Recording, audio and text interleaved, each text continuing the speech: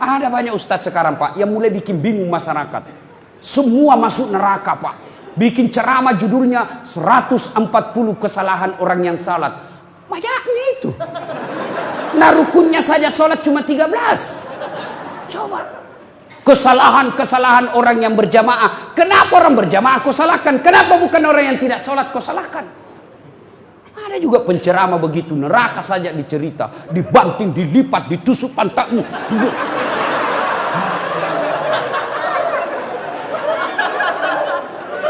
Itu saja ceramahnya Pak. Bid'ah saja. Bid'ah masuk neraka. Nenek bukunya neraka. Nabi saja dakwah luar biasa. Datang orang, ya Rasulullah, saya melanggar. Apa pelanggaranmu? Saya berhubungan suami istri di siang hari bulan Ramadan. Nabi bilang, wah, besar dosamu bos. Maka kau puasa 60 hari berturut-turut. Berapa ya Rasul? 60 hari. Ya Rasulullah 30 hari saja saya kecolongan. Apalagi 60 hari. Tidak mampu ya Rasul. Kalau begitu kau kasih makan fakir miskin 60 di kampungmu. Berapa ya Rasul? 60. Ya saya orang miskin ya Rasul. Dalam hati Nabi, ini sudah miskin melanggar lagi.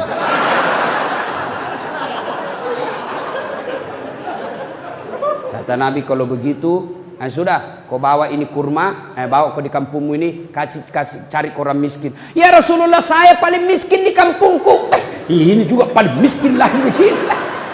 Apa Nabi marah? Tidak. Nabi bilang, ya sudah, kau makan sendiri itu kurmamu. Coba. Ini ada penceramah Pak, neraka aja nak cerita.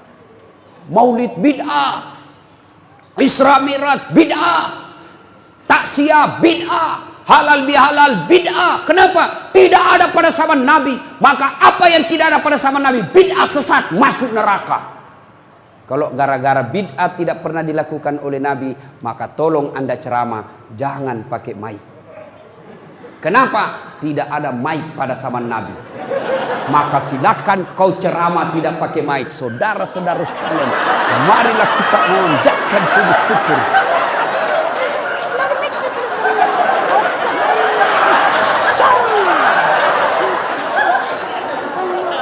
Iya toh? Maka yang baik penceramah, kalau berbeda pendapat, kemukakan semua pendapat ahli mazhab, sudah itu silahkan jamaah yang memilih. Berbeda pendapat dalam Islam itu hal yang lumrah. Berbeda pendapat dalam Islam itu rahmah. Yang menjadi masalah kalau Anda tidak mau menerima perbedaan pendapat dan menyalahkan pendapat orang. Itu salah. Bagaimana kunut? Boleh. Tidak kunut? Boleh. Kunut boleh, tidak kunut boleh. Jadi yang mana yang salah? Yang tidak sembahyang subuh. Jelas itu bos. Ya, jelas. Jangan sombong gara-gara ilmu. Apalagi yang kasih sombong orang. Ada pangkat jabatan, anggota DPR, bupati. Jangan kau sombong bos. Kau jadi bupati karena dipilih oleh rakyat. Tidak ada pilih kok. Wabillahi taufiq wal hidayah. Anggota DPR, jangan kau sombong. Kau jadi duduk anggota DPR karena ada rakyat memilihmu. Anggota DPR kalau mau dipilih kayak pengemis, tolong bang, kasihan saya. Kalau bukan kau, mati saya, di malu saya. Tolong kasihan, tolong bang, idik mati kau si idik, mandi kau dek gagai idik mati kak kasihan. Tolong saya.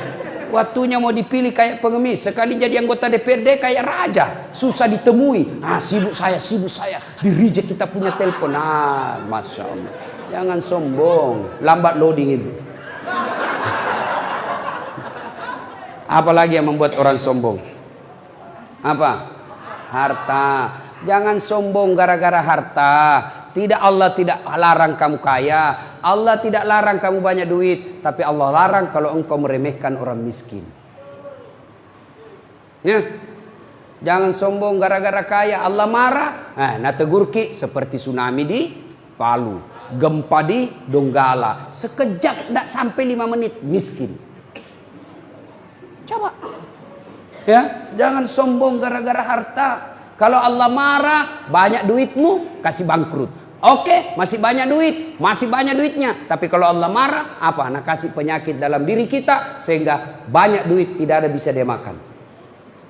Banyak orang kaya itu berhadapan meja makan, bukan makanan, nah pikir apa? Penyakit. asam urat, kolesterol, ginjal. Aduh, nggak ada bisa kumakan.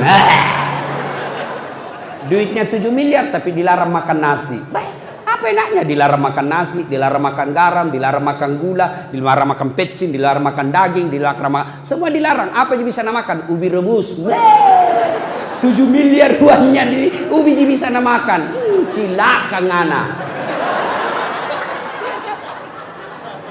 Nah, begitu dia ke dokter, apa dia bilang dokter? Bapak selama aktif tidak pernah kena matahari. Mulai besok bapak harus kena jemur matahari. Mulai jam 7:30 sampai jam 10 bapak keliling di kompleks. Jangan pakai baju ya.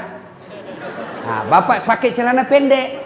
Jangan pakai sendal. Kelilinglah dia di kompleks dari 7:30 sampai jam 10 tidak pakai baju, pakai celana pendek, tidak pakai sendal. Apa bedanya sama gembel? Itu makanya jangan sombong gara-gara harta. Apalagi yang membuat biasa orang sombong karena popularitas, kaya, cantik. Nah, ibu-ibu jangan cantik. Kenapa? Cantik ada batasnya. 17 tahun sweet 17, cantik memang menggoda. Setiap kau tersenyum satu kampung terpesona. 17 tahun, tapi balik itu angka 17. 71. Masih cantik kok. Senyum lari cucumu. Dikira mau digigit. Hah? Berhenti sombong. Allah tidak mencintai orang yang sombong. Allah melaknat orang-orang yang sombong. Kenapa? Sombong itu pakaian Allah, tidak boleh kalian pakai. Kenapa? Itulah sebabnya Asmaul Husna yang kita baca tadi, satu dari 99 nama Allah ada disebut Al-Mutakabbir. Apa itu? Yang maha kaya, yang maha sombong. Kenapa Al-Mutakabbir? Maha sombong. Kenapa Allah maha sombong? Karena memang hanya Allah yang tak terbatas. Apa yang disombongkan kita, Pak? Di atas langit ada langit. Bapak kaya, masih ada lebih kaya dari bapak. Maka Allah dalam hadis qudsi Allah jelaskan, ada 3 temannya setan di dunia. 3 temannya setan, Pak. Saya ulang, temannya setan di dunia. Satu diantaranya kata Nabi, ganiyun mutakabbir, orang kaya yang sombong. Kaya harta, hartawan sombong, temannya setan. Kaya pangkat, pejabat sombong, temannya setan. Kaya ilmu, ilmuwan, temannya setan kalau dia sombong. Kaya mukanya cantik rupawan, sombong, temannya setan. Tapi meskipun dia temannya setan, orang masih memaklumi. Kalau dia kaya, jabatannya tinggi, selebriti, cantik, orang masih bilang, iya tahu, wajarlah dia sombong. Dia kaya, ada pangkatnya, populer, cantik. Meskipun dia temannya setan, tapi memang ada jalannya dia sombong.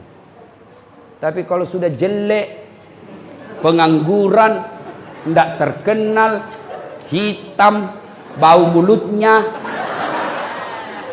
busa-busa kalepanya, sombong lagi. Bukan mahkotamannya setan, tapi kau sudah jadi setan cilaka. Ada sombong di sini? Ada.